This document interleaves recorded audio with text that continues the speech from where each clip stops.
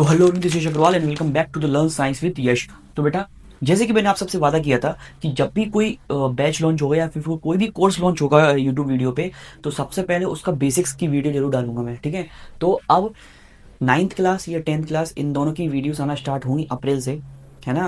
आपके class 10th की और 9th की साइंस की वीडियोस आना स्टार्ट होंगी। एंड साइंस के अलावा भी मैथमेटिक्स की भी मैं वीडियो इस बार अपलोड करवाऊंगा। और अगर रहा समय या फिर अगर अपनी व्यवस्थाएं हो गई टीचर्स की, तो अपन एक काम करेंगे, इंग्लिश और एसएसटी इनकी भी क्लासेस आपको रेगुलर मिलेंगी। तो इस साल आपको क्लासेस अच्छी मिलने वाली हैं। तो आप इस चैनल को सब्सक्राइब जरूर करना, और जितने लोग जुड़ रहे हैं नए, सब्सक्राइब जरूर करके जाना और सबको शेयर करना। ठीक है, तो फिजिक्स की वीडियो अगर हम बनाने वाले थे, मैंने आपको बताया भी था कि हम एक प्लेलिस्ट ऐसी बनाएंगे जिसमें बेसिक्स पढ़ाएंगे। तो ये बेसिक्स की प्लेलिस्ट है, बेसिक फिजिक्स पढ़ाऊंगा इसमें। ये कुछ टॉपिक्स हैं जो मैंने यहाँ मेंशन कर रखे हैं, उन टॉपिक्स को हम मोस्ट प्रोबेबली देखेंगे। और इसमें से एक टॉपिक और है, इसमें मैंने ये लिखा नहीं है, डिस्टेंस और डिस्प्लेसमेंट, और वो भी हम करेंगे। ठीक है, तो सबसे पहले एक टॉपिक आता है विच इज मोशन। सबसे पहला टॉपिक है मोशन। तो हम मोशन देख लेते हैं क्या होता है। बेटा, मोशन मोशन का मीन्स क्या होता है? मोशन मतलब होता है कि जब भी कोई ऑब्जेक्ट या कोई बॉडी समय के हिसाब से अपनी पोजीशन को चेंज करे, देन हम क्या बोल सकते हैं कि वो ऑब्जेक्ट या फिर बॉडी कैसी है, किस किस चीज में है, मोशन में। ठीक है, बात समझ में आ रही है? मोशन का मीन्स क्या होता है कि कोई ऑब्जेक्ट हो सकते हैं an object when an object और अ बॉडी, या फिर कोई ऑब्जेक्ट या फिर कोई body change its position, change its position, अपनी पोजीशन क्या करे, कंटिन्यूसली चेंज करता रहे, change its position with respect to time. WRT वाला होता है with respect to time, time के रेस्पेक्ट में। ठीक है, तो अब क्या बोल सकते हैं कि वो बॉडी या फिर कोई ऑब्जेक्ट किस में है, मोशन में है। बात समझ में आया? बेटा, जो मोशन एक जो फिनोमेना है, मोशन जो एक फिनोमेना है, वो ऑब्जेक्ट और ऑब्जर्वर दोनों के ही पॉइंट ऑफ व्यू से देखा जाता है। फिनोमेना ऑफ मोशन बोल सकते हैं, phenomena phenomena of motion is, ये कौन सा फिनोमेना है ये बेटा? ऑब्जर्वर ऑब्जर्वर एंड ऑब्जेक्ट, इन दोनों के पॉइंट ऑफ व्यू से ही देखा जाता है। अब सर ये आपने लाइन क्या बताई, ये समझ में नहीं आई, तो ये समझ में नहीं आई, मैं बताता हूँ। देखो, सपोज करो, फॉर एग्जांपल, अभी देखो देखो समझ में आएगा। सपोज करो ये ट्रेन है, ये ट्रेन चल रही है। ठीक है, ये ट्रेन चल रही है। अब सर ये तो ट्रेन है ही नहीं, ये तो बोर्ड है। अब भाई इमेजिन करना पड़ेगा आपको, मैं यहाँ पे ट्रेन थोड़ी ला खड़ा कर दूंगा। तो ये ट्रेन है, इस ट्रेन में बेटा, इस ट्रेन में चिंटू और चिंटू की वाइफ सफर कर रही है। चिंटू और चिंटू की वाइफ चिंटी, वो सफर कर रही है। ठीक है, अब ये है प्लेटफॉर्म, ये दूर क्या है, एक प्लेटफॉर्म है। ये दूर क्या है, ये दूर है प्लेटफॉर्म। जो ट्रेन का प्लेटफॉर्म होता है वो प्लेटफॉर्म है। ठीक है, यहाँ पे खड़ा हुआ है एक बंदा, इसका नाम है राजू। यहाँ पे बंदा खड़ा हुआ है, इसका नाम है राजू। ठीक है, यहाँ पे कौन है, यहाँ पे चिंटू, चिंटू बैठा हुआ है, और इसी के ठीक सामने चिंटू की वाइफ चिंटी बैठी हुई है। चिंटू की वाइफ चिंटी बैठी हुई है। समझना, ध्यान समझना। यहाँ पे क्या है, राजू खड़ा है दूर प्लेटफॉर्म पे ट्रेन से बाहर, और ये ट्रेन के पास कौन है, ट्रेन के अंदर कौन बैठा है, चिंटू, और चिंटू की वाइफ चिंटी बैठी हुई है। ठीक है, अब ये ट्रेन रनिंग में है, ट्रेन चल रही है, ट्रेन दौड़ रही है, ट्रेन दौड़ रही है। ठीक है, अब देखो, अब मेरी बात सुनना। अब राजू के रेस्पेक्ट में अगर राजू देखेगा, तो राजू के रेफरेंस से चिंटी और चिंटू, राजू के रेस्पेक्ट में चिंटी और चिंटू किस पोजीशन में होंगे? राजू के रेस्पेक्ट में चिंटू और चिंटी कैसे होंगे, मोशन में होंगे। कैसे होंगे, मोशन में होंगे। ऑब्वियस की बात है। ठीक है, क्या बोला मैंने, राजू के रेस्पेक्ट में चिंटू और चिंटी किस पोजीशन में होंगे, वो मोशन में होंगे। ठीक है, तो इसको बोलते हैं मोशन। ठीक है, तो ये बात आपको ये लाइन क्लियर कर रहा हूं मैं। ठीक है, ये लाइन। इसके बाद अगर मैं बात करूं चिंटू और चिंटी की, तो चिंटू क्या कह रहा था चिंटी से कि चिंटी तू क्या कर रही है, तू यहाँ पे क्यों बैठी है, तू जा घूम के आ, तू यहाँ क्यों कर रही है, क्या कर रही है यहाँ पे बैठे बैठे, घूम के आ जा ट्रेन में। फिर चिंटी बोलती है मुझे कहीं नहीं जाना है, तू जा, मुझे कहीं नहीं जाना है, तू जा। तो देखो, चिंटू और चिंटी एक दूसरे से बात कर रहे हैं। ठीक है, और ये दोनों बैठे हुए हैं, तो ये दोनों एक दूसरे की रेस्पेक्ट में, यानी चिंटू की रेस्पेक्ट में चिंटी और चिंटी की रेस्पेक्ट में चिंटू, ये दोनों कैसे हैं, रेस्ट पे हैं। किस पोजीशन में खड़े हुए हैं, रेस्ट पे हैं। तो हम बोल सकते हैं कि ऑब्जर्वर, डिपेंड करता है मोशन किस पे, ऑब्जर्वर पर। ठीक है, राजू अगर ऑब्जर्व कर रहा था, तो चिंटू और चिंटी कैसे थे, ट्रेन चल रही थी ना, दोनों कैसे थे, मोशन में। ठीक है, और चिंटू और चिंटी की रेस्पेक्ट में देखा जाए तो क्या देखा जाए, इन दोनों रेस्पेक्ट में देखा तो ये दोनों कैसे हैं, रेस्ट पे हैं। ठीक है, तो रेस्ट और मोशन आपको समझ में आया। ठीक है। तो कहने का मतलब ये जो मोशन होता है वो ऑब्जर्वर और ऑब्जेक्ट का फिनोमेना होता है। ऑब्जेक्ट देखा जाता है कौन सा ऑब्जेक्ट है और ऑब्जर्वर कहाँ खड़ा हुआ है, ठीक है, उसके रेस्पेक्ट में ये सब मोशन हम डिसाइड करते हैं। अगर मैं बात करूं बेटा यहाँ पे दूसरा टर्म जिसको बोलते हैं रेस्ट, तो आपको यहाँ से समझ में आ जाना चाहिए अभी तक कि रेस्ट क्या होता है। रेस्ट अगर मैं यहाँ बोलूँ, रेस्ट का मीन्स कि जब भी कोई ऑब्जेक्ट अपनी पोजीशन को चेंज ना करे। अगर मैं डेफिनेशन यहाँ लिख दूँ, वैसे तो आपको समझ में आ जाना चाहिए, लेकिन मैं लिख देता हूँ कि when an object does not, बोला जाए does not change its position, when an object does not change its position with respect to time के रेस्पेक्ट में अगर कोई ऑब्जेक्ट अपनी पोजीशन को चेंज नहीं करता है, तब हम बोल सकते हैं कि वो किस कंडीशन में है, रेस्ट कंडीशन में। जैसे कि फॉर एग्जांपल अब मैं चलता हूँ, जैसे कि मैं यहाँ से भागता हूँ, यहाँ पे जाता हूँ, यहाँ से भाग के यहाँ जाता हूँ, तो मैं ये चल रहा हूँ, मैं ये रास्ता कवर कर रहा हूँ, तो मैं समय के हिसाब से अपनी पोजिशन को चेंज कर रहा हूँ। तो इसका मतलब मैं कैसा हूँ, मोशन में हूँ। अगर मैं ये खड़ा हो जाऊँ, मैं यहाँ खड़ा हो जाऊँ और मैं यहाँ बिल्कुल हिलूँ ना बिल्कुल भी, तो आप क्या बोल सकते हो कि मैं क्या हूँ, रेस्ट पोजीशन पे हूँ। बात समझ में आई आपको? इतना आपको समझ में आया? आई होप आपको इतना समझ में आया होगा। चलो आगे बढ़ते हैं, ठीक है, इसको इरेज करते हैं। ठीक है बेटा, मोशन जो होते हैं बच्चों, मोशन भी कई तरीके के होते हैं। सर्कुलेटरी मोशन, ऑक्सिलेटरी मोशन, ठीक है, कैसे, लीनियर मोशन, सर्कुलेटरी मोशन और ऑक्सिलेटरी मोशन। कौन कौन से होते हैं? अगर हम बात करें linear motion, first of all we will talk about linear motion. तो व्हाट इज लीनियर मोशन?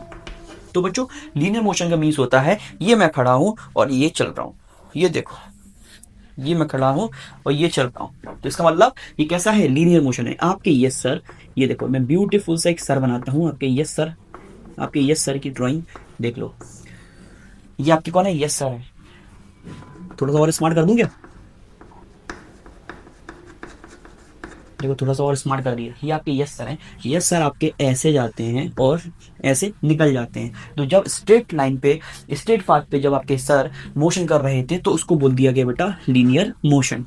अगर आपके यस सर यहाँ से स्टार्ट करते हैं,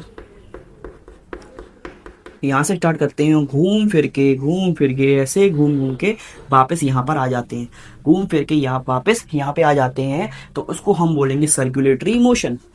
क्या बोलेंगे? Circulatory motion. क्या आपको बात समझ में आई? क्या बोलेंगे? Circulatory motion. ठीक है। फिर अगर मैं तीसरी चीज आपको बताऊं कि आपके यस सर यहाँ से बांधी नोट, यहाँ से बांधी एक नोट और रस्सी लटका दी गई और यस सर के कमर से ऐसे बांध दी गई, रस्सी लटका के यस सर के कमर से ऐसे बांध दी गई और यस सर को लटका दिया और यस सर ऐसे ऐसे ऐसे ऐसे झूल रहे, इस तरीके से झूल रहे। जब आपके यस सर इस तरीके से झूलेंगे,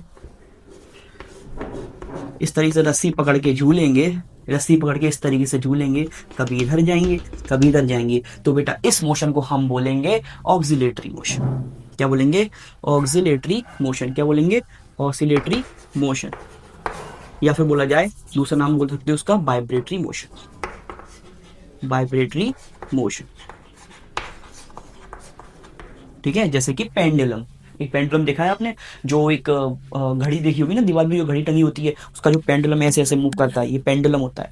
तो ये कौन सा मोशन करता है? वाइब्रेटरी मोशन करता है, या फिर बोला जाए ऑक्सिलेटरी मोशन करता है। ठीक है।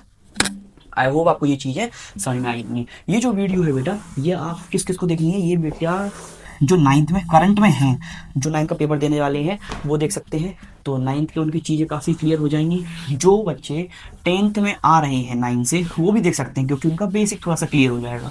और जो बच्चे 11th में जा रहे हैं 10th से, वो बच्चे ज़रूर देखें क्योंकि उनको ये जो टॉपिक्स दिए गए हैं एकदम डिटेल में पढ़ाई जाएंगी। तो डिटेल में पढ़ाई जाएंगे, इसका मतलब इनका थोड़ा सा नॉलेज होना ज़रूरी है। क्योंकि देखो जो 11th में आएंगे, जो फिजिक्स लेंगे, तो उन्होंने 10th में ये सब चीज़ें नहीं पढ़ी होंगी, है ना, 9th का पढ़ा होगा तो वो भूल गए होंगे, इसलिए ये सब जरूर पढ़ लेना। ठीक है। तो डिस्टेंस का बेटा हो गया। देन इसके बाद हम एक नेक्स्ट टॉपिक की तरफ जाते हैं, विच इज़ डिस्टेंस। तो व्हाट इज डिस्टेंस? बेटा डिस्टेंस की अगर मैं बात करूँ, आपसे डिस्टेंस की बात करूँ, तो मैं पहले डेफिनेशन लिख देता हूँ, फिर मैं आपको ईजिली एक्सप्लेन करूँगा। यहाँ पर मैं डिस्टेंस की डेफिनेशन लिख देता हूँ एंड यहाँ पर मैं डिस्प्लेसमेंट की डेफिनेशन लिख देता हूँ। दो टर्म में आपको इकट्ठा डायरेक्ट समझाता हूँ। ठीक है।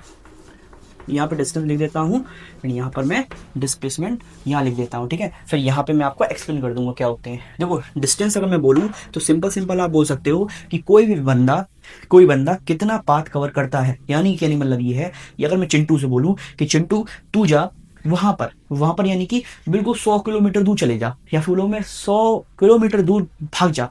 अगर मैं चिंटू से बोल दूं तो चिंटू ने कितने किलोमीटर दूरी तय करी, 100 किलोमीटर, तो 100 किलोमीटर क्या हो गया, डिस्टेंस हो गया। इसका मतलब कहने का मतलब ये है कि the path covered the path covered by an Chintu, Chintu को तो भेजा, तो यहाँ चिंटू क्या है, object. The path cover by an object is called distance. क्या बोलेंगे उसको, डिस्टेंस। बेटा डिस्प्लेसमेंट क्या होता है, बेटा डिस्प्लेसमेंट होता है शॉर्टेस्ट डिस्टेंस। डिस्प्लेसमेंट का मीन्स होता है शॉर्टेस्ट डिस्प्लेसमेंट, सॉरी क्या बोल सकते हैं, shortest path cover by an object. Displacement का मीन्स होता है शॉर्टेस्ट पाथ, यानी कि कम दूरी, कितनी कम दूरी तय करी, बोला जाए shortest path covered, shortest path covered by an object, shortest path cover by an object, ठीक है, फ्रॉम इनिशियल, शुरुआत से, initial to, from initial and final, या बोले from initial to final position.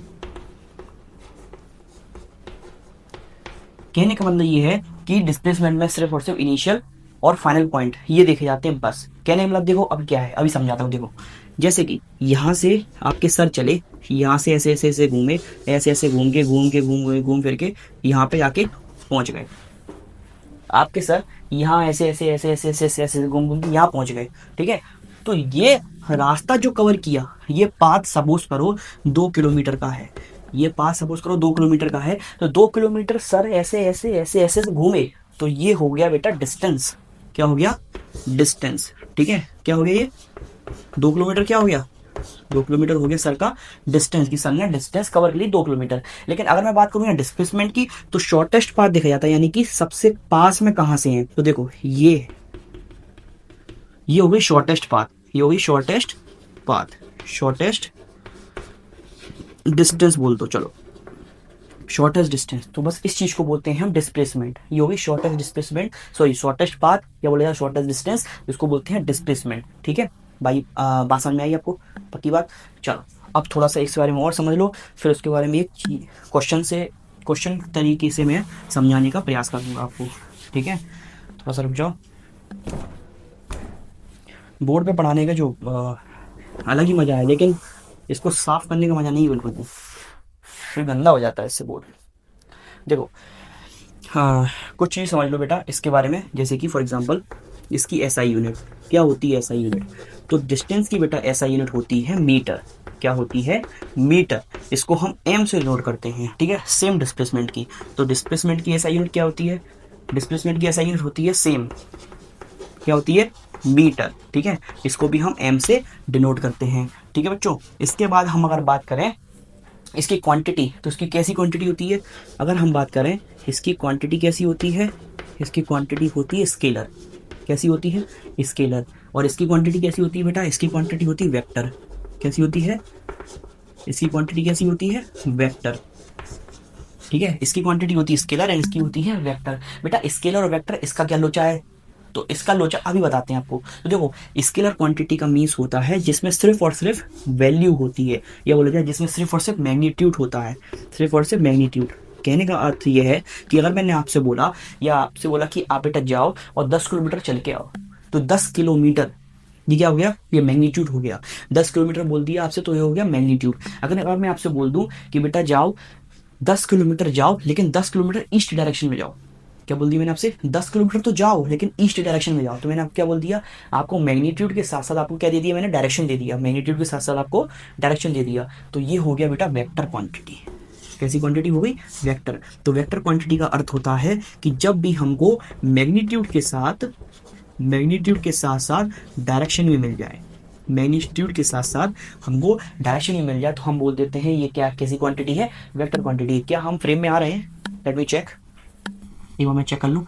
हाँ ठीक है, फ्रेम में आ रहे हैं, बिल्कुल आ रहे हैं।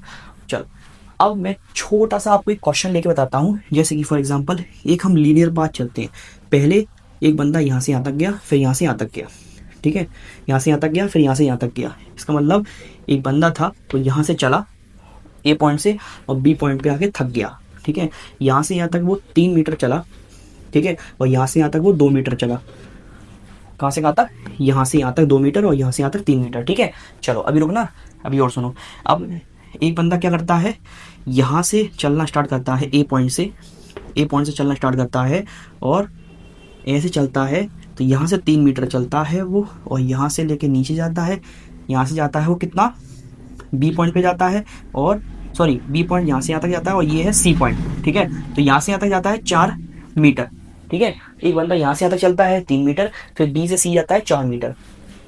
समझ में आ रही है? आप सुनो, अब एक चीज़ और सुन लो। अब एक बंदा जो है वो ए पॉइंट से चलता है, यहाँ से आता है बी पॉइंट तक, और वो चलता है पूरे 8 मीटर, पूरे 8 मीटर, और बी पॉइंट से वापस सी पॉइंट पे आता है, बी पॉइंट से रिटर्न में सी पॉइंट पे आता है, रिटर्न में यहाँ से आता है, फिर रिटर्न में आता है कि वहाँ पे सी पॉइंट पे, और यहाँ से यहाँ तक वो चलता है बंदा, कितना कितना चलता है, 2 मीटर चलता है बस, ठीक है। तो ये 3 केसेस मैंने आपको बता दिए। तीनों केसेस में अभी आपको मैं डिस्टेंस और डिस्प्लेसमेंट निकाल के दिखाता हूँ, ठीक है। तो आपको एक केस हो गया ये, case 1 linear path, case 2 and third one is case 3, ठीक है। तो ये 3 केस में, इन तीनों में आपको डिस्टेंस भी निकालनी है, डिस्प्लेसमेंट भी निकालनी है, एंड क्या, बस। चलो यहाँ पे देखते हैं। तो यहाँ पे बेटा डिस्टेंस की अगर हम बात करें, यहाँ पर अगर हम डिस्टेंस की बात करेंगे तो डिस्टेंस कितनी हो जाएगी कि पहले यहाँ से यहाँ तक चला 3, फिर यहाँ से यहाँ तक चला 2, 3 और 2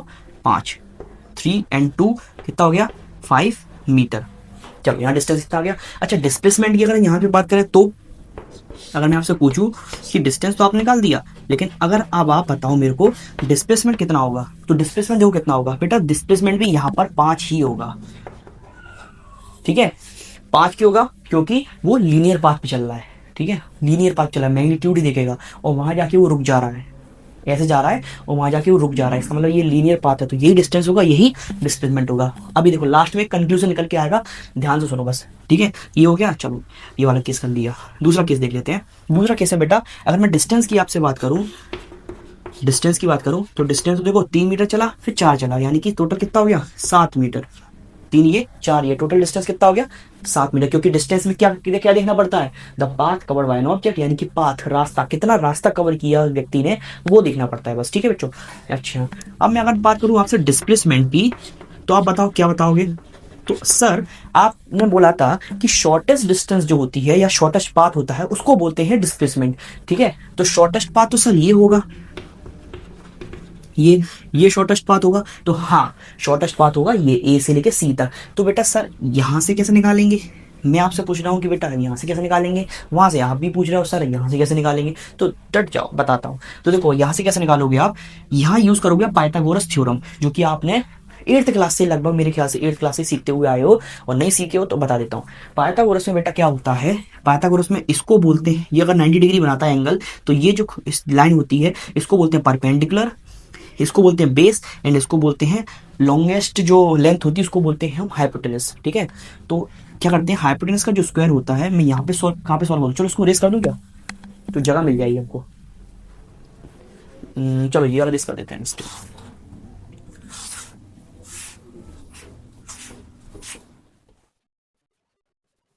चलो क्या होगा, AC का स्क्वायर, मैं करके दिखा रहा हूँ, वैसे मैं डायरेक्ट कर सकता हूँ लेकिन मैं कर देता हूँ। चलो AC का स्क्वायर AB का स्क्वायर प्लस BC का स्क्वायर, हाइपोटेनस का स्क्वायर इक्वल टू होता है परपेंडिकुलर का स्क्वायर प्लस बेस का स्क्वायर। तो देखो परपेंडिकुलर कितना है, परपेंडिकुलर है 4 का स्क्वायर, बेस कितना है 3 का स्क्वायर, 4 का स्क्वायर हो जाएगा 16 और 3 का स्क्वायर हो जाएगा 9, और जब इस पर अंडर रूट चढ़ेगा टोटल करेंगे तो 25, और जब इसको सॉल्व करेंगे तो बनेगा आपका 5 मीटर। इसका मतलब AC कितना निकल के आ गया, ये कितना निकल के आ गया लेंथ, ये लेंथ निकल के आ गई 5 मीटर। तो टोटल डिस्प्लेसमेंट कितनी हो गई, 5 मीटर। बात समझ में आई, पक्की बात। चलो अब ये रह गया है, ठीक है। चलो यहाँ से बच्चों क्या किया था, ए वाली चिंटू ने क्या किया था, बी पॉइंट तक जाने में, इस चिंटू ने बी पॉइंट तक जाने में 8 मीटर कवर किया था। तो 8 मीटर तो ये, प्लस वापस भी आया था वो इस पॉइंट पे, सी पॉइंट पे। तो सी पॉइंट पे जब वो वापस आया तो 2 मीटर फिर कवर किया, तो 10 इसकी क्या हो गई, 10 तो हो गई इसकी डिस्टेंस, 10 तो क्या हो गई डिस्टेंस, क्योंकि डिस्टेंस में क्या देखते हैं, total length cover, total path cover. मतलब कितना चले हो उससे मतलब होता है, कहाँ कहाँ गए हो या कहीं घूम के कहाँ आ गए उससे कोई मतलब नहीं होता है, ठीक है। तो ये तो हो गया डिस्टेंस। बच्चों अगर मैं आपसे पूछूं सर डिस्प्लेसमेंट क्या होता है, तो आपका जवाब होगा कि सर डिस्प्लेसमेंट सर क्या होगा, क्या डिस्प्लेसमेंट 10 होगा क्या? नहीं, सुनो मेरी बात सुनो। डिस्प्लेसमेंट का मतलब होता है कि इनिशियली कहाँ थे और फाइनल कहाँ हो। पहले कहाँ थे, तो पहले थे बेटा यहाँ पर, यानी कि इतना कवर किया था तो 8, पहले लिख देते हैं यहाँ पे डिस्प्लेसमेंट। तो डिस्प्लेसमेंट में क्या लिखेंगे, तो पहले कितना कवर किया था 8, 8 के बाद वापस भी तो आए हैं, वापस आए हैं, कितना वापस आए हैं 2, तो 2 हटाना पड़ेगा, यानी कि फाइनल माइनस इनिशियल। तो कितना हो गया, कितना हो गया ये, कितना हो गया 6 मीटर। तो डिस्प्लेसमेंट बेटा कितना अभी 6 मीटर। एक क्वेश्चन और पूछ लेता हूँ, अब मैं तुमसे पूछता हूँ कि एक बंदा था, वो सर्कुलेटरी मोशन पे कवर कर रहा था, सर्कुलेटरी मोशन, ठीक है, सर्कुलेटरी मोशन कवर किया था और उसने पूरा घूम के टोटल 20 मीटर चला, टोटल वो 20 मीटर चला, ठीक है, सॉरी 200 मीटर चला, टोटल 200 मीटर चला। तो उसका डिस्टेंस क्या होगा, डिस्प्लेसमेंट क्या होगा, और चल के वापस यहीं पर आ गया ए पॉइंट पर ही। तो मैंने आपसे पूछा इसका डिस्टेंस कितना होगा और डिस्प्लेसमेंट कितना होगा, तो आपका आंसर होगा सर, आपने तो बता ही दिया आंसर, इसका डिस्टेंस तो 200 मीटर ही होगा। सर डिस्प्लेसमेंट क्या होगा, क्या डिस्प्लेसमेंट में 200 होगा, क्योंकि वो तो पूरा ही घूमा है। बेटा डिस्प्लेसमेंट होगा इसका 0। क्यों होगा 0, क्योंकि जहां से वो गया वापस वो वहीं पर आ गया, ठीक है, यहां से गया वापस वहीं पे आ गया। तो डिस्प्लेसमेंट क्या हो गया इसका, इसका डिस्प्लेसमेंट क्या हुआ इस केस में, डिस्प्लेसमेंट इसका हो गया 0। क्या आपको बात समझ में आई, पक्की बात, पक्की बात, पक्की बात, चल थैंक यू सो मच, आपको समझ में आ गया होगा। अब मैं इसको हटाता हूँ। अब देखो आप एक चीज और जिसमें आपको एड ऑन करते हैं,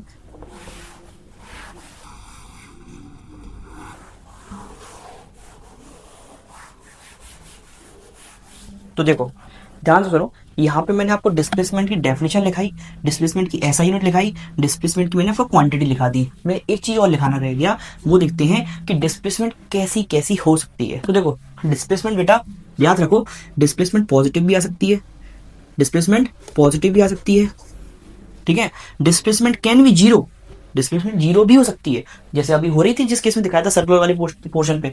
बेटा डिस्प्लेसमेंट नेगेटिव भी हो सकती है, ध्यान रखना, displacement can be positive, can be 0 and can be negative as well, ध्यान रखना नेगेटिव भी हो सकती है। नेगेटिव डिस्प्लेसमेंट शो करता है कि आप उल्टे डायरेक्शन में चले गए, ठीक है, नेगेटिव साइन यहाँ शो करता है कि आप उल्टे डायरेक्शन में चले गए। बेटा अगर मैं डिस्टेंस की यहाँ बात करूँ, अगर डिस्टेंस की बात करूँ, अगर मैं यहाँ पर डिस्टेंस की बात करूं, तो बेटा distance always always positive, distance always positive, ना ही 0 ना ही नेगेटिव, ठीक है। नेगेटिव डिस्टेंस आपने सुनी है, नहीं सुनी, नहीं सुनी होगी ना, डिस्टेंस नेगेटिव तो होती नहीं है। और अगर और 0 डिस्टेंस की बात करें तो 0 टू डिस्टेंस कोई होती नहीं है, 0 का मतलब तो बिल्कुल रेस्ट पे ही है। 0 डिस्टेंस का मतलब क्या हुआ, कोई बंदा कैसा रेस्ट पे है, ठीक है। तो डिस्टेंस कैसी रहती है, पॉजिटिव, और डिस्प्लेसमेंट पॉजिटिव, 0 और नेगेटिव। अच्छा अब थोड़ा सा फ्लैशबैक में जाओ, या थोड़ी देर पहले जो क्वेश्चन कराए थे मैंने आपको, तो उस क्वेश्चन की तरफ ध्यान करो। उस क्वेश्चन में एक में आंसर कितना निकल रहा था, एक में कितना आंसर निकल रहा था, एक में शायद जो हम लीनियर वाला देख रहे थे, तो एक में आंसर निकल रहा था 5 और 3, यानी कि मान के चलो 8 निकल रहा था एक में, भूल गया मैं, शायद 8 ही निकल रहा था। और एक में निकल रहा था बेटा आंसर कितना, एक में निकल रहा था आपका आंसर 10 और एक में निकल रहा था आपका 0, ठीक है। और डिस्टेंस भी 8 थी एक में, और एक में डिस्टेंस 10 थी और डिस्प्लेसमेंट मेरे ख्याल से 5 थी, डिस्टेंस 10 थी और डिस्प्लेसमेंट कितनी थी 5, ठीक है। और एक में बोला जाए डिस्प्लेसमेंट कितनी, डिस्टेंस कितनी थी, डिस्टेंस थी 8 + 3, ध्यान आ रहा है मेरे को, इधर से 8 था और 2 और चला था 10 थी, 10 थी डिस्टेंस, और डिस्प्लेसमेंट बताई थी 8 में से 2 गए 6। ये था, ये डिस्टेंस और डिस्प्लेसमेंट इतना था, ये डिस्टेंस और ये डिस्प्लेसमेंट। तो ये अभी थोड़ी देर पहले किया था। तो यहां से आप एक कंक्लूजन निकाल सकते हो कि इस केस में आप देख रहे हो distance equal to displacement, distance displacement के बराबर है। यहाँ पे आप वहां डैश लगा देता हूँ, ठीक है, डिस्प्लेसमेंट, तो आपको कंफ्यूजन ना हो।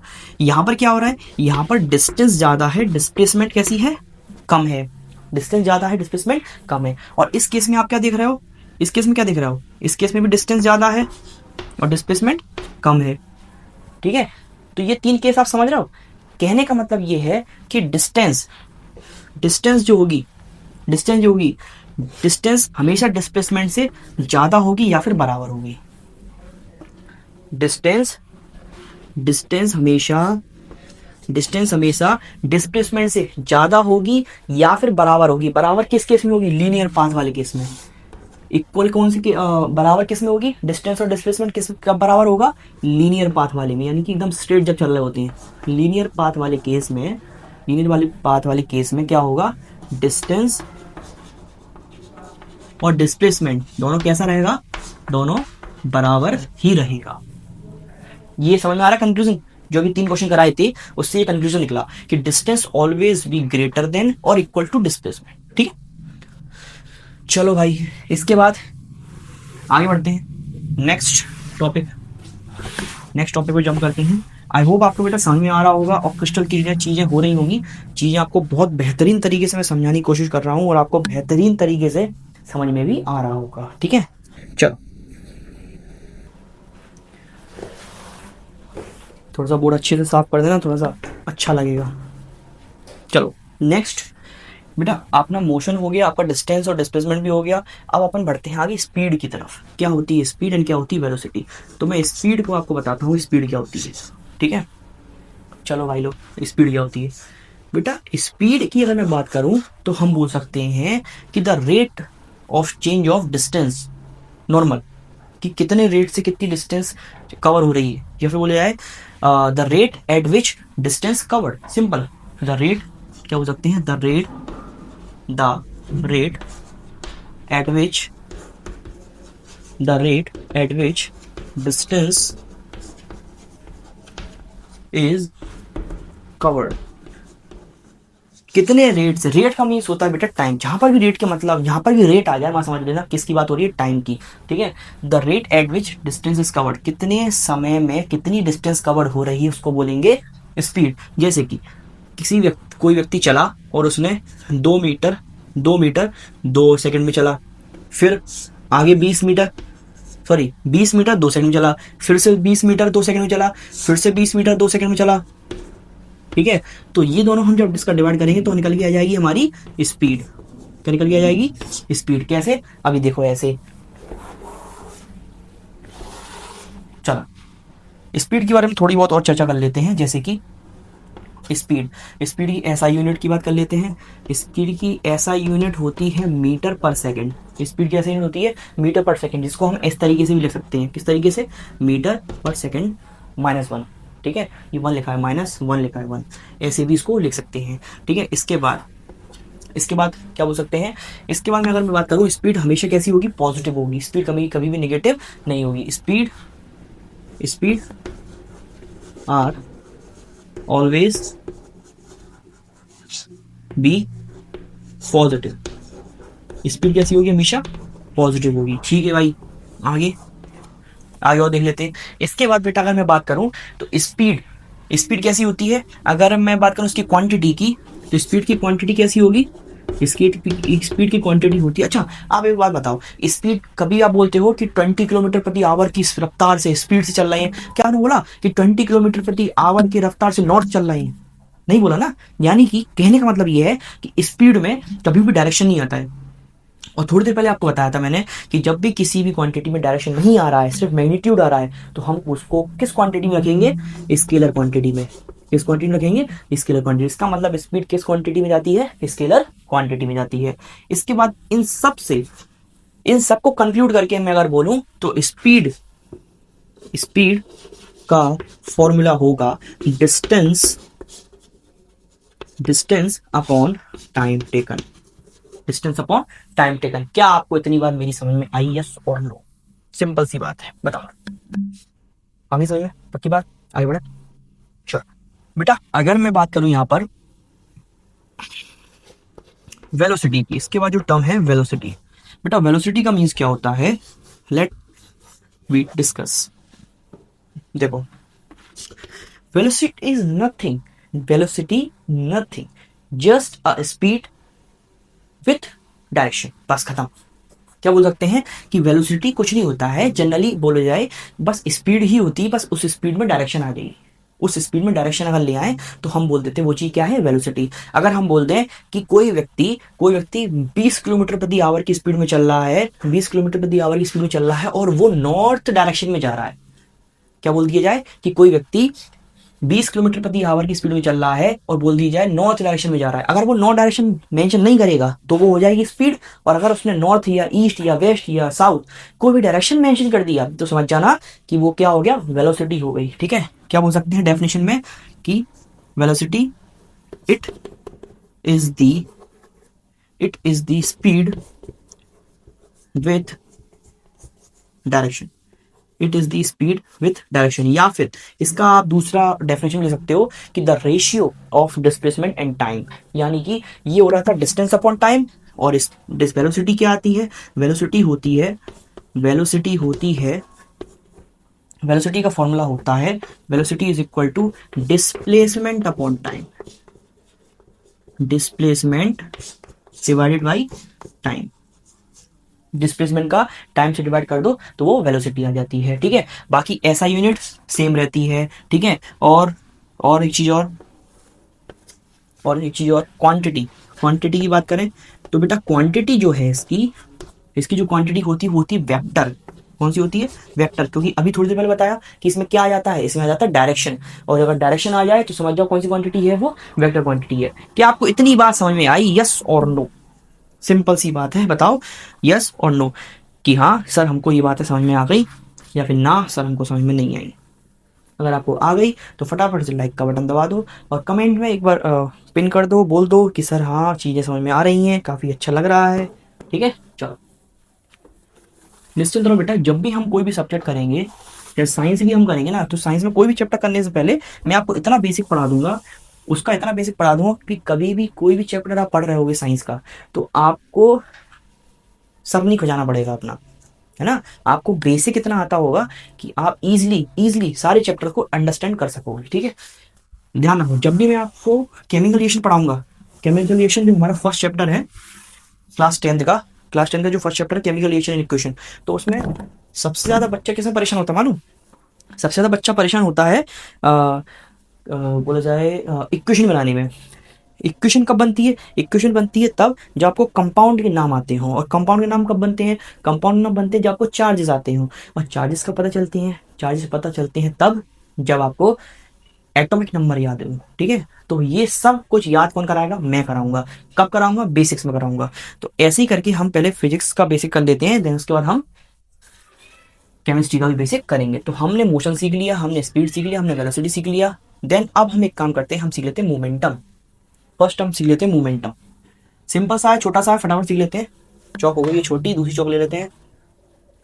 देखो क्या होता है मोमेंटम। देखो बेटा,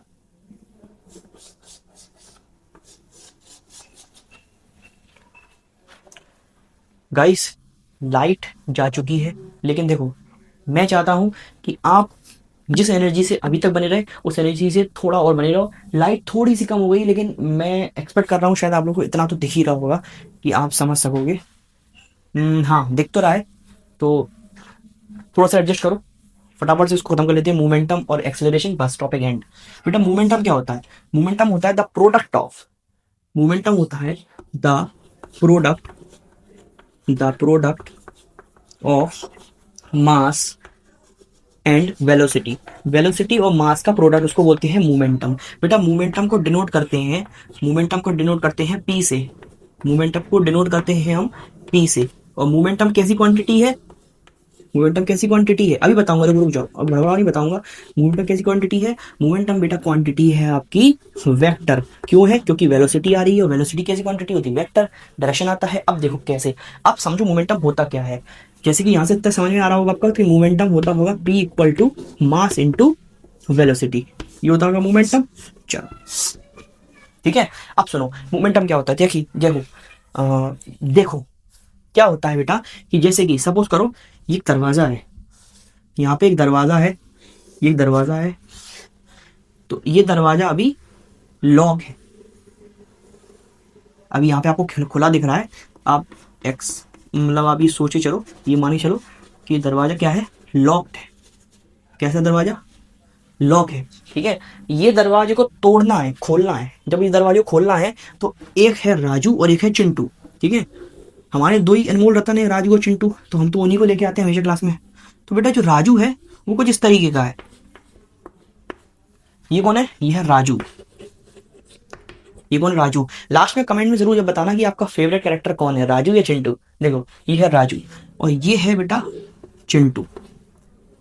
ये है चिंटू।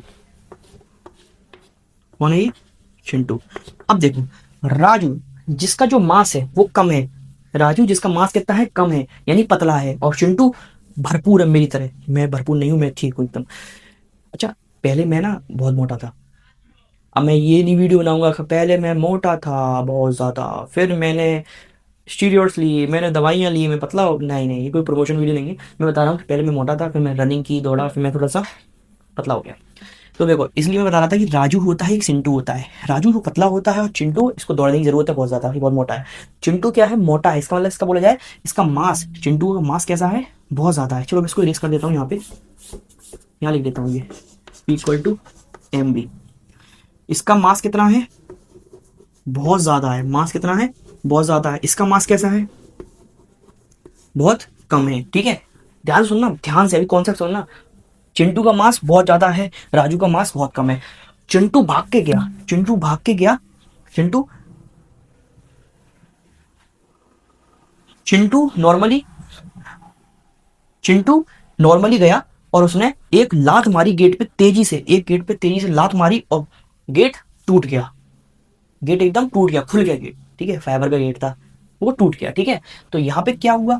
यहाँ पर बेटा क्या हुआ? मास ज्यादा थी, मास ज्यादा था। मास ज्यादा था तो मोमेंटम भी बहुत ज्यादा लगा, मोमेंटम भी बहुत ज्यादा आ गया, ठीक है। मोमेंटम बहुत ज्यादा आ गया और गेट खुल गया, ठीक है। लेकिन यही बात राजू, राजू वहीं खड़ा था। अब राजू ने क्या करा? राजू ने भी लात मारी गेट में। तो राजू ने लात मारी गेट में, राजू के पाँव में हो गया फ्रैक्चर, उसका पाँव टूट गया। क्यों? वैसे भी उसका मास कम है। अब भाई देखना, मास कम होगा, मास कम होगा तो मोमेंटम भी कम लगेगा, क्योंकि सामने सामने डायरेक्टली प्रोपोर्शनल है, सामने सामने, ठीक है। तो मास कम तो मोमेंटम भी कम, और मास ज्यादा तो मोमेंटम भी बहुत ज्यादा, तो गेट खुल गया था, ठीक है। अब हम एक दूसरा केस लेके आते हैं। दूसरा केस कैसे? कि अब क्या हुआ? चिंटू ने यही गेट फिर से खोलने की कोशिश करी।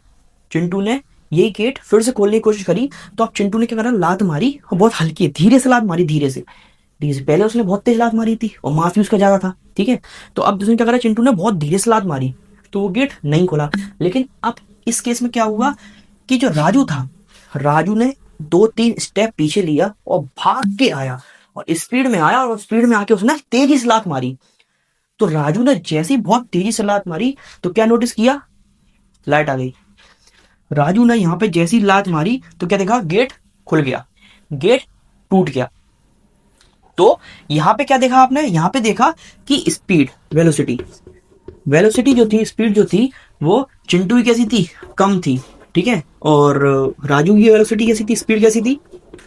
बहुत ज्यादा थी। तो यहाँ देखो, वेलोसिटी कम, वो भी सामने सामने ही है, तो मोमेंटम भी कम। लेकिन राजू ने वेलोसिटी, राजू की कैसी थी? ज्यादा थी, तो मोमेंटम भी ज्यादा। तो राजू वाले इस केस में गेट खुल गया। तो कहने वाला ये है, ये मैं आपको समझा रहा था कि मोमेंटम क्या होता है। मोमेंटम होता है मास इनटू वेलोसिटी। क्या आपको इतनी बात समझ में आई? पक्की बात? नो बकवास? आगे बढ़े। तो हमने मोमेंटम भी सीख लिया। इसके बाद हम देख लेते हैं एक्सेलरेशन। चलो भाई लोग, एक्सेलरेशन पे जंप करते हैं। तो लाइट आ गई है, चिल करते हैं। पता है पहले मैं जो वीडियो बनाता था, तो पहले तो सर्दी थी भाई, कोई दिक्कत नहीं आती थी विदाउट फैन।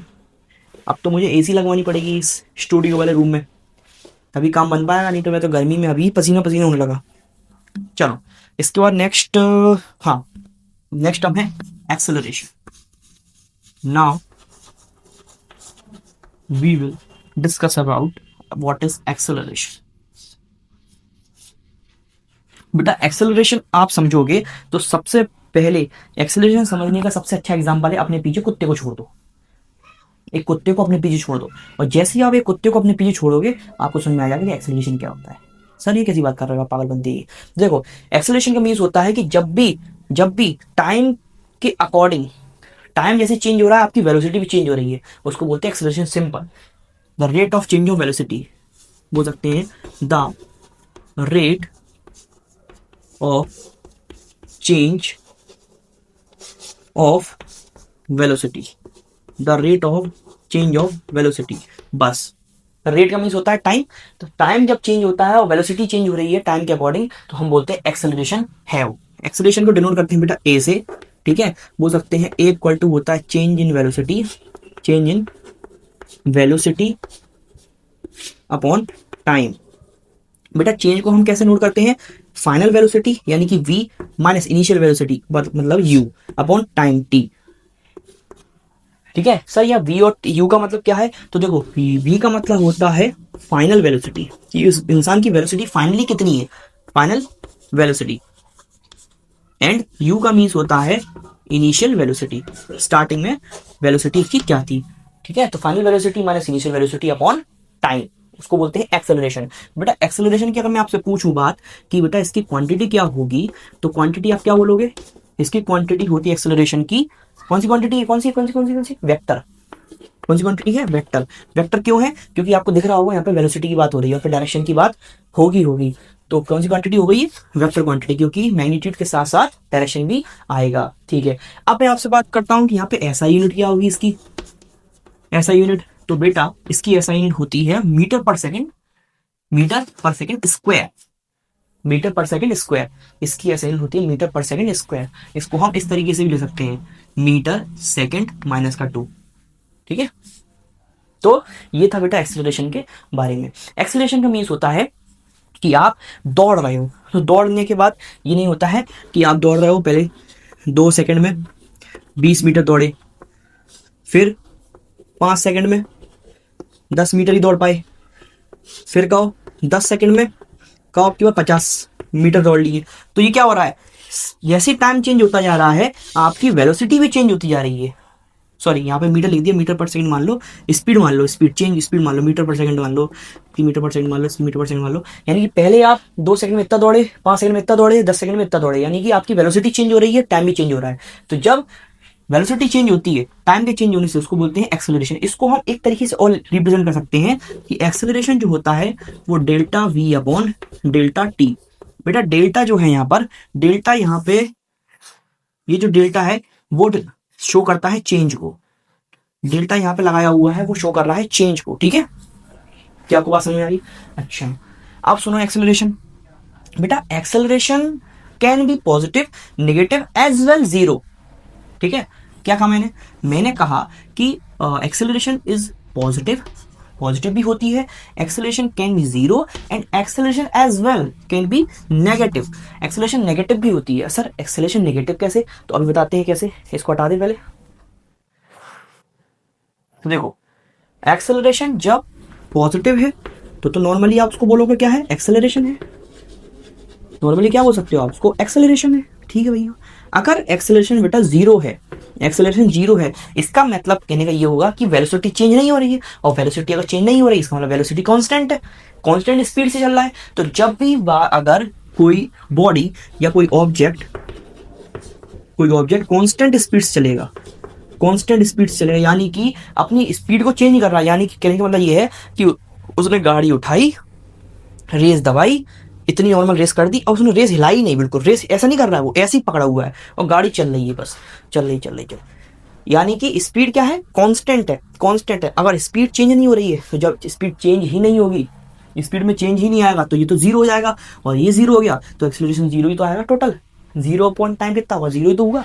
तो जब ऑब्जेक्ट कांस्टेंट वेलोसिटी चलेगा, कांस्टेंट वेलोसिटी चलेगा, तो हम बोल सकते हैं एक्सेलरेशन की वैल्यू कैसी आएगी, जीरो। अच्छा एक्सेलरेशन नेगेटिव कब होगा, एक्सेलरेशन बेटा नेगेटिव होगा जब कोई ऑब्जेक्ट अपोजिट डायरेक्शन में जा रहा है, जब कोई ऑब्जेक्ट इधर जाने की वजह से, मतलब सीधे जाने की वजह अपोजिट डायरेक्शन में जा रहा है, तब उसको बोलेंगे नेगेटिव एक्सेलरेशन। आप 11th क्लास में इसका और डिटेल में समझोगे, आपको थोड़ा सा बेसिक के हिसाब से मैंने आपको बता रहा हूँ। जब 11th की वीडियो डलना स्टार्ट होगी then I will teach you कि कैसे आपको और अच्छे से जानना चाहिए, ठीक है। नेगेटिव एक्सेलरेशन का मतलब, नेगेटिव एक्सेलरेशन को हम बोलते हैं retardation, negative acceleration called retardation, क्या बोलेंगे, रिटार्डेशन, या फिर डी एक्सेलरेशन भी बोलेंगे, डी एक्सेलरेशन, नेगेटिव एक्सेलरेशन को रिटार्डेशन या फिर डी एक्सेलरेशन बोलेंगे। क्या आपको इतनी बात समझ में आई बेटा? ये था बेसिक्स, और हमारी बेसिक की वीडियो चल रही है तो समझ रहे हो ना, बेसिक के हिसाब से आपको मैंने काफ़ी सारी चीज़ें बता दी। ठीक है, अब एक दो टर्म आती हैं, टोटल स्पीड, टोटल स्पीड और टोटल वेलोसिटी क्या होती है बेटा? टोटल यहाँ पर बात आए, सॉरी एवरेज, एवरेज स्पीड और एवरेज वेलोसिटी की बात आ जाए तो आप समझ जाना, जहाँ पर भी एवरेज आ जाए वहाँ टोटल लगा देना। सर कैसे?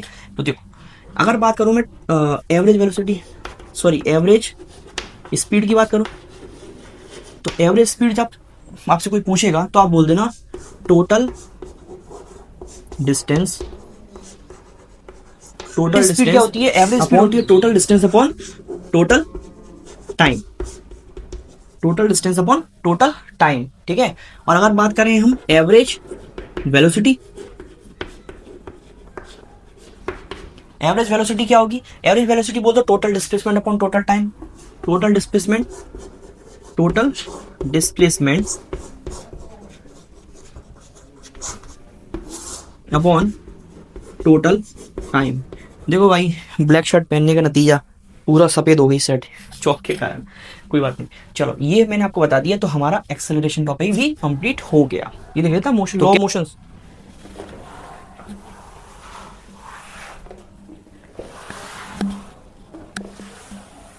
न्यूटन्स के लॉ देख लेते हैं। Newton's law of motion, Newton's law of motion, Newton के लॉ ऑफ मोशन देख लेते हैं कि न्यूटन के क्या लॉस थे मोशन से रिलेटेड। इसको चौक बताओ, चौक खत्म हो चुकी है, दूसरी चौक कहाँ गई? ये रही भाई, लो ये रही। हाँ, न्यूटन के लॉ, तीन लॉ दिए थे मोशन न्यूटन ने। अच्छा, एक बात की बात थी, न्यूटन साहब आप वही समझ रहे हो ना जो मैं कहानी आपको सुनाने जा रहा हूँ?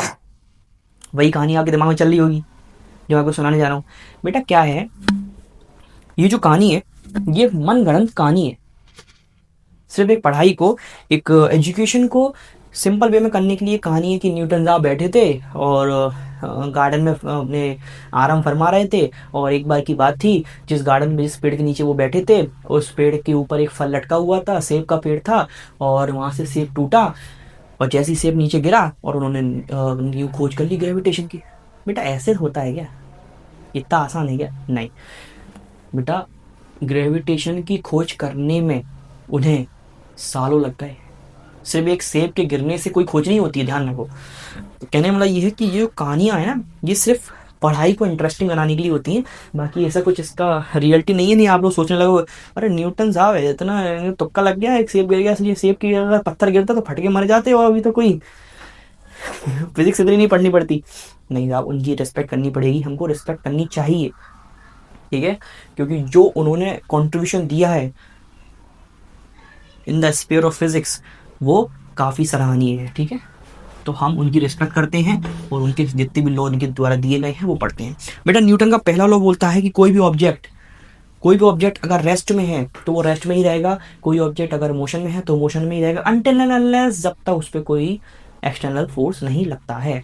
ठीक है, क्या बोलता है लिखते हैं, चलो लिखते हैं। एन ऑब्जेक्ट रिमेन, पहला लॉ कहता है, first law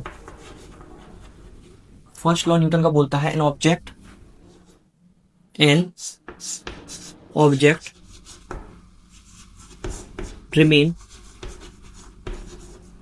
remain at rest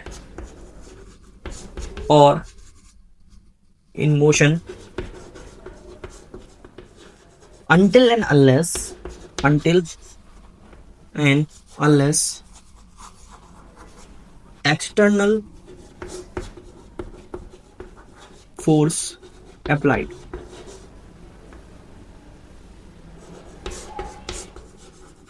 कहने का तात्पर्य क्या है? कहने का तात्पर्य ये है कि कोई चीज अगर रेस्ट पे है तो वो रेस्ट में रहेगी, अगर कोई मोशन में है तो क्या है यार, चाटा वालू खुद को क्या कहने वाला ये है कि अगर कोई चीज रेस्ट पे है तो रेस्ट भी रहेगी, अगर मोशन में है तो मोशन पे ही रहेगी, अनटिल एंड अनलेस, जब तक उस पर कोई अलग से फोर्स नहीं लगाते। कहने का मतलब ये है कि अगर ये चौक अभी रेस्ट पे है, रेस्ट भी रहेगी। ठीक है, क्या वो मोशन में आ रही है? नहीं। अगर मैं इसको नुकसान हो गया, टूट गई। अगर मैंने उसको ऐसे कर दिया, इस पर फोर्स लगा दिया, तो वो मोशन में आ गई। ठीक है, तो कहने वाला यही है, इसका पहले लॉ यही कहता है, तुम्हारे पहले लॉ के चक्कर में चौक के दो टुकड़े हो गए। पहला लॉ ये कहता है कि कोई ऑब्जेक्ट रेस्ट पर ही रहेगा और या फिर मोशन में ही रहेगा जब तक उस पर कोई अलग फोर्स नहीं लगा देता। समझ रहे हो? एक बॉल है, यहाँ से मैं फेंक रहा हूँ, यहाँ से मैं फेंक रहा हूँ, तो ऐसा नहीं है, ऐसा नहीं है कि वो अपने आप रुक गई हवा में बस। ये तो वो कहानियों पिक्चरों में होता है बस, कि एकदम रुक गई। वो कब तक नहीं रुकेगी? जब तक कोई फोर्स ना लगाए और रोक ना ले, फोर्स लगा के हाथ से उसको कैच करके रोक ना ले। ठीक है, तो ये कहता है पहला लॉ कि कोई ऑब्जेक्ट रेस्ट में है तो रेस्ट में ही रहेगा, मोशन में है तो मोशन में ही रहेगा जब तक उस पर कोई फोर्स नहीं लगता। इसी चीज से आप देखना, आप नोटिस करना कि आप जब ट्रेन में बैठते हो, ट्रेन में आप बैठे हो, तो जब नॉर्मल ट्रेन में बैठे हो तो आपकी बॉडी कैसी रहती है? रेस्ट में रहती है, आपकी बॉडी रेस्ट में रहती है। ठीक है, तो जैसे ही ट्रेन जो है सॉरी, जैसी ट्रेन स्टार्ट होती है, ट्रेन जैसी स्टार्ट होती एकदम से झटका लगता है, एकदम से जर्क लगता है, एकदम से आप बॉडी आपकी एकदम से हिलती है। क्यों हिलती है? क्योंकि देखो उस टाइम पे आपकी जो बॉडी होती है, जो आपकी बॉडी बोलते हैं, जो आपकी बॉडी है वो किस पोजीशन में है? रेस्ट पोजीशन में है। लेकिन एकदम से क्या हुआ? एकदम से ट्रेन ने क्या लगाया? फोर्स लगाया। ट्रेन ने क्या लगाया? फोर्स लगाया। इसीलिए आपकी बॉडी चाहती है कि वो रेस्ट पे ही रहे, मोशन में ना आए, लेकिन ट्रेन ने तो फोर्स लगा दिया, तो एकदम से आपकी बॉडी कैसे में आई? मोशन में आई मोशन में, तो इसीलिए आपको एकदम से जर्क लगा, झटका लगा। तो ये था कॉन्सेप्ट। ठीक है, पहला लॉ ऑफ मोशन है, आपको समझा दिया। इसके बाद दूसरा लॉ देख लेते हैं, सेकंड लॉ। बेटा सेकंड लॉ क्या कहता है? सेकंड लॉ बेटा कहता है कि जो फोर्स होगा, फोर्स होगा वो होगा मास का और एक्सेलरेशन का product, mass into acceleration. Simple, बस बेसिक्स में आपको इतना ही पढ़ना है, बाकी डिटेल में आपको हम पढ़ाएंगे जब आपका चैप्टर स्टार्ट करेंगे, तो आपको पढ़ाएंगे कि फोर्स, फिर उस डेरिवेशन, फिर उसको और भी जो चीज़ें उसमें आती हैं वो पढ़ाएंगे। सेकंड लॉ कहने वाला ये है कि जो भी फोर्स होगा वो मास और एक्सेलरेशन का प्रोडक्ट होगा। ठीक है, तो समझ में आई? फोर्स इक्वल टू क्या होता है? फोर्स इक्वल टू होता है मास इनटू एक्सेलरेशन। ठीक है, तो ये था आपका सेकंड लॉ। थर्ड लॉ बहुत इजी, बहुत सिंपल और बहुत स्वीट सा है। थर्ड लॉ कहता है कि every action has equal and opposite reaction. क्या बोल सकते हैं? Every action has equal and opposite reaction. समझ में कहने तात्पर्य क्या है? कहने तात्पर्य यह है कि कोई भी एक्शन जो होगा वो रिएक्शन के अपोजिट होगा। Every action has equal and opposite reaction. कोई भी एक्शन जो होगा वो रिएक्शन के बराबर होगा और अपोजिट होगा। कैसे? जैसे कि जितने फोर्स से मैं यहाँ पे मुक्का मारूंगा, जितने फोर्स में यहाँ पे मुक्का मारूंगा, उतनी फोर्स से ये बोर्ड भी मुझे मुक्का मारेगा। नहीं तो करके देख लो, जो आप फोर्स दोगे उतना ही फोर्स आपको वापस मिलेगा। ठीक है, जिस फोर्स से मैंने यहाँ पे बॉल फेंक के मारी, जिस फोर्स से मैंने बॉल यहाँ फेंक के मारी, उस फोर्स से ये दीवार जो होगी वो बॉल वापस उसी फोर्स से मुझे फेंक के वापस देगा। ठीक है, तो ये है यहाँ पे लॉ। ठीक है, बात समझ आ रही है आपको? तो ये तो हो गए, मैंने आपको बता दिए लॉ ऑफ मोशन। बाकी एनर्जी में ऐसा आपको कुछ पढ़ना नहीं है। एनर्जी का मतलब मैं नॉर्मली बताऊं, एनर्जी का मीन्स होता है the capacity to do work, यानी कि किसी काम को करने की क्षमता। देखो जुकाम होने लगा मुझे, छींकें आने लगी, क्यों? क्योंकि चौक का यूज काफ़ी टाइम कर लिया, काफ़ी बार कर लिया। चलो अब अगली बार से कोशिश करेंगे चौक से ना पढ़ाकर इस बोर्ड को घुमा देंगे और मार्कर से पढ़ाएंगे, क्योंकि एलर्जेटिक होता है काफ़ी। चलो बात कर लेते हैं एनर्जी क्या होती है। डोंट वरी, इसका पार्ट 2 भी आएगा। कुछ कॉन्सेप्ट और बचे हैं जो कि मैं आपको वो भी सिखाऊंगा। एनर्जी क्लास टॉपिक कर लेते हैं, इसका कुछ कॉन्सेप्ट जो हैं वो भी लेके आएंगे, वो पार्ट 2 में हम समझ लेंगे। ठीक है, एनर्जी क्या होती है? एनर्जी का मतलब होता है किसी काम को करने की क्षमता। किसी काम, जो कोई आप काम करोगे, जैसे कि ये मैंने जग उठाया, ये जग मैंने उठाया, ये उठाया, ये काम किया। ठीक है, तो ये काम करने की मेरी क्षमता वो होगी मेरी एनर्जी। वही तो होगी मेरी एनर्जी। क्या होगी एनर्जी? द कैपेसिटी यानी क्षमता, the capacity to do work, काम करने की क्षमता, the capacity to do work is called energy. Simple. ठीक है, इसकी ऐसा यूनिट होती है जूल, ध्यान रखना। इसकी ऐसा यूनिट क्या होती है? ऐसा unit of energy is joule. अच्छा सर, एक सेकेंड, ये तो जूल से चीज यूनिट करते हैं।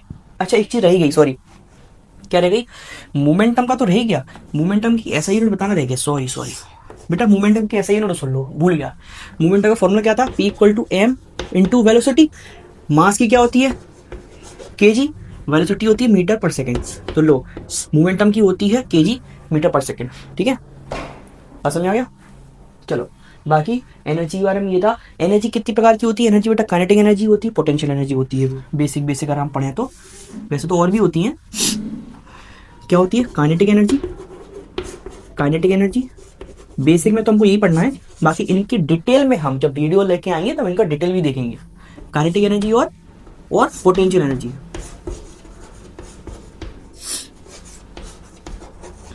बेटा जब किसी मोशन के दौरान जब एनर्जी आती है, मोशन के दौरान जब किसी मोशन के दौरान एनर्जी आती है तो वो होती है काइनेटिक एनर्जी, और एक नॉर्मली जिसकी क्षमता होती बोलते हैं कि ऐसी एनर्जी बोल सकते हैं किसी पोजीशन की वजह से या खुद के अंदर ऑलरेडी प्रेजेंट है तो वो उसको बोलते हैं पोटेंशियल एनर्जी।